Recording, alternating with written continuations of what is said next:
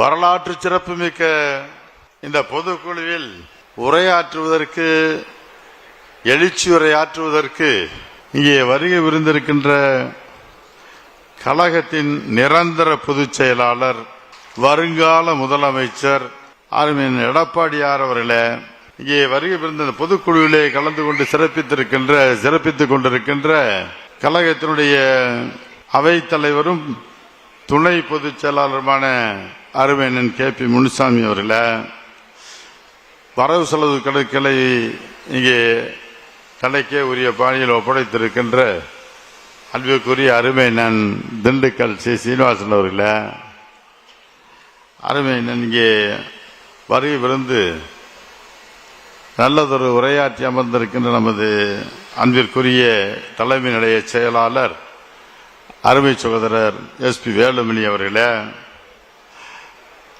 உரையாற்றி ஒரு எழுச்சி உரையாற்றி இருக்கின்ற அன்பிற்குரிய சகோதரர் CV சண்முகம் அவர்களே, ஜெயக்குமார் அவர்களே, வரவேற்புரை நல்கி இருக்கின்ற அன்பிற்குரிய சகோதரி வளர்மதி அவர்களே, மற்றும் இங்கே கலந்து கொண்டிருக்கின்ற சிறப்பு அழைப்பு இங்கே பொதுக்குழு உறுப்பினர்களே, செயற்குழு உறுப்பினர்களே, சிறப்பு அழைப்பாளர்களே, உங்கள் அனைவருக்கும் எனது அன்பான வணக்கத்தினை தெரிவித்துக் கொள்கின்றேன். இப்பொழுது கவுண்ட் டவுன் ஆரம்பமாகிவிட்டது. இந்த திமுக ஆட்சியுடைய நாட்கள் எண்ணப்பட்டுக் கொண்டிருக்கின்றன. இன்றைக்கோ நாளை இன்றைய ஒவ்வொரு நாளும் இந்த ஆட்சியை எப்பொழுது வீட்டுக்கு போகும் என்று மக்கள் ஏங்கி கட்சிக்காரர்களும் மக்களும் ஏங்கி தவித்துக் கொண்டிருக்கின்ற கவுண்ட் டவுன் ஆரம்பமாகி இருக்கிறது. இந்த மிக விரைவிலேயே இந்த ஆட்சியை முடிந்த கவுண்ட் டவுன் ஆரம்பமாகி திமுகவுடைய ஆட்சி முடிவுக்கு வந்துவிடும் என்ற சூழ்நிலை இன்றைக்கு உருவாகி கொண்டிருக்கிறது. காரணம், இங்கே இப்பொழுது எங்கு பார்த்தாலும் மக்கள் இன்றைக்கு சாதாரணமாக மக்கள் கூடுகின்ற இடங்களிலெல்லாம், அது பேருந்தில் சென்றாலும் சரி, அல்லது விமானத்தில் சென்றாலும் சரி, ரயிலிலே சென்றாலும் சரி, மக்கள் சாதாரணமாக கூடுகின்ற இடங்களில் கட்சிக்காரர்கள் அல்ல, நம்ம போன்ற கரை கட்டிய வேட்டிக்காரர்களை பார்த்து விட்டால் சாதாரண மக்கள் கூட நம்மளை பார்த்து விட்டு, அண்ணே அடுத்தபடிய எடப்பாடி தானே, அண்ணே எடப்பாடியார் தானே, அடுத்தபடிய அண்ணே எடப்பாடியார் தானே அப்படின்னு ஒவ்வொருவரும் சொல்ல ஆரம்பித்து விடுகிறார்கள். இதே போல இதுதான் இயற்கையாகவே மக்கள் எழுச்சி என்பது. ஆக யாரை பார்த்தாலும் எந்த இடத்திலே பார்த்தாலும் அவர் வேலை பெரிய முதலாளியா தொழிலாளியா அல்லது அனைத்து தரப்பு மக்களும் இன்றைக்கு அடுத்து எடப்பாடிதான், அடுத்து எடப்பாடியார் தான், அடுத்து எடப்பாடியார் தான் என்று சொல்ல ஆரம்பித்திருக்கிறார்கள். ஆகவே இந்த விளைவு, இந்த கவுண்ட் டவுன் ஆரம்பித்தவருடைய விளைவு காரணம், இப்பொழுது இந்த ஆட்சி வந்ததற்கு பின்பு மக்கள் பட்டிருக்கின்ற துயரங்களை பட்டியலிட்டு காட்டினால் இந்த 52 தீர்மானங்களிலே எல்லா மக்களுடைய அவலங்களை எல்லாம் இங்கே சுட்டி காட்டப்பட்டிருக்கிறது.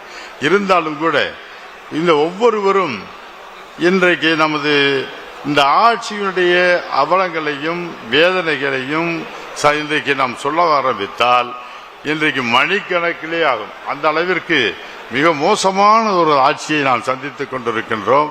ஆகவே இப்படிப்பட்ட மோசமான ஆட்சிக்கு முடிவு கட்டுகின்ற நேரம் மிக விரைவிலே வந்துவிட்டதன் காரணமாக இப்பொழுது நமது இன்னும் அந்த ஆட்சியினுடைய அடியை நம்ம சொல்ல வேண்டும் சொன்னால், இன்றைக்கு ஒவ்வொரு சூழ்நிலையிலும் நமது எடப்பாடியார் அவர்கள் இன்றைக்கு இந்த இயக்கத்திற்கு தலைமை ஏற்கவில்லை என்று சொன்னால் இந்த இயக்கமே இன்னும் இருக்குமிடமில்லாமல் போயிருக்கு. அதில் நான் சொல்ல, எடப்பாடி இன்றைக்கு கட்சியை காப்பாற்றி இருக்கின்றது, ஆட்சியை காப்பாற்றி மீண்டும் ஆட்சியை இங்கே ஆட்சி பொறுப்பிற்கு கொண்டு வரக்கூடிய ஒரே தலைமை நமது எடப்பாடியார் அவர்கள் தான். எடப்பாடியார்கள் அவரை விட்டால் நமது கட்சிக்கு நாயே இல்லை என்ற நிலை இன்றைக்கு உருவாகி இருக்கும். ஆக அப்படிப்பட்ட அவர் என்றும் சாதாரண இங்கே ஏதோ பட்டா மறுதல் செய்து இங்கே முத்துவேல் கருணாநிதி போல நேரே இங்கே வந்தவர் அல்ல, அடுத்தடுத்து வாரிசு அடிப்படையில் வந்தவர். ஆனால் அவருடைய உழைப்பால் நம்பிக்கையால் தொண்டர்களின் பற்றி பெற்றிருக்கின்ற இங்கே பெற்ற மரியாதையின் காரணமாக தொண்டர்கள் ஏற்றுக்கொண்டது. நமக்கு அம்மாவிற்கு பின்பு நமக்கான ஒரே தலைவர் எடப்பாடியார் தான் என்று மனப்பூர்வமாக ஏற்றுக்கொண்டதன் விளைவாகத்தான் இன்றைக்கு அவர் பொதுச் செயலாளராக இன்றைக்கும் இந்த இயக்கத்திற்கு வழிநடத்தி கொண்டிருக்கிறார். ஆக அது மட்டுமல்ல, பொதுச் செயலாளர் ஆனதனால் அந்த பொறுப்புணர்ந்து இந்த பொதுச் செயலாளர் மட்டுமல்ல, இந்த ஆட்சியை தன்னை நம்பி ஒப்படைத்திருக்கின்ற இந்த ஆட்சியை மீண்டும் அம்மாவின் ஆட்சியை தமிழகத்தில் உருவாக்கியே தீர்வேன் என்று இங்கே சூளுரை ஏற்று பணியாற்றிக் கொண்டிருக்கிறார். 63 நாட்கள், 75 பொதுக்கூட்டங்கள், எவ்வளவு நாங்கள்லாம் ஒவ்வொன்றையும் நேரிலாக பார்த்தோம். அவரை அண்ணன் எடப்பாடியார் அவர்கள் இல்லை என்றால் அந்த இன்றைக்கு இந்த கட்சிக்கும் இந்த ஆட்சிக்கும் ஒரு சுறுசுறுப்பையும் ஒரு இதே சொன்னப்பட இந்த 63 நாட்களிலும் 75 பொதுக்கூட்டம் 175 தொகுதிகளிலே சுற்றுப்பயணம் செய்ததன் விளைவாக இன்றைக்கு அனைத்து இந்திய அண்ணா திராவிட முன்னேற்ற கழகம் அசைக்க முடியாத ஒரு அரசியல் கட்சியாக தமிழகத்தில் மீண்டும் அடுத்த ஆட்சிக்கு வரக்கூடிய சக்தி வாய்ந்த அரசியல் கட்சியாக இன்றைக்கு அனைத்து இந்திய அண்ணா திராவிட முன்னேற்ற கழகத்தை உருவாக்கி இருக்கிறார் சொன்னால் அதற்கு முழுமுதற் காரணம் அந்த எடப்பாடியாருடைய உழைப்பு தான். அவருடைய உழைப்பும் தொண்டருடைய ஒத்துழைப்பும். ஆக அப்படிப்பட்ட அவருக்கு நிச்சயமாக எல்லோரும் இந்த நேரத்தின் அருமை நான் அதையும் சொல்லவில்லை. எப்படியும் அடுத்த முறை இன்னும் ஓரிரு மாதங்கள் தான்.